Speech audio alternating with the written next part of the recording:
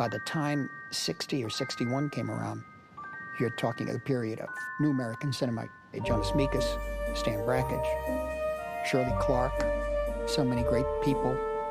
Movies that weren't necessarily what we would know as conventional narrative, but they were narrative of another kind, maybe of emotion, of thought, like moving paintings.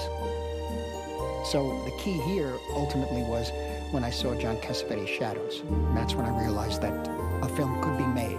You could do it yourself, so to speak. So the only thing you could do with this new equipment, lightweight equipment, coming in from France, the Eclair camera and that sort of thing, was to eschew, so to speak, the style of the Hollywood film and just try to find your own. Doesn't mean that the grainy 16mm black and white is more truthful. It just was the only way to do it. And taking the lead there, as far as what you have to say, if you had anything to say at all at that time, you could find that as a form of expression. It's possible. It's very possible. And then when we saw Shadows, absolutely possible. Shadows, I prefer Faces, I prefer his later films, but Shadows was the one that just opened the way. And then Shirley Clark did The Cool World.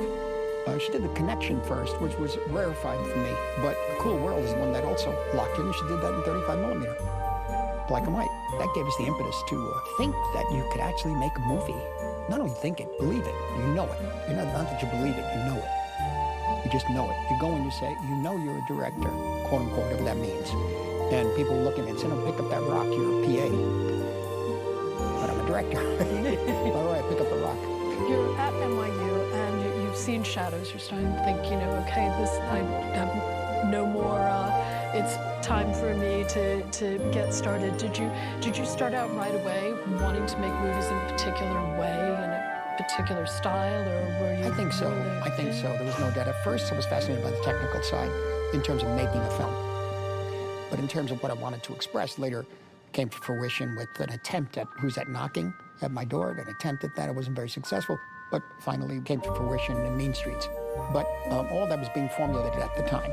But I thought at first, my enjoyment of the versatility of the medium itself, the perforations in the frame, what Norman McLaren would do in Canada, and what Godard would do, and what Truffaut would do, with the surprising use of technique and the breaking up technique, and then ultimately, really, Warhol did this, but that was a separate kind of situation where you shoot something for 8 hours in one take. Empire, yeah. Yeah, okay, that's Empire. But the point is that it made you rethink the vocabulary of what movies could be.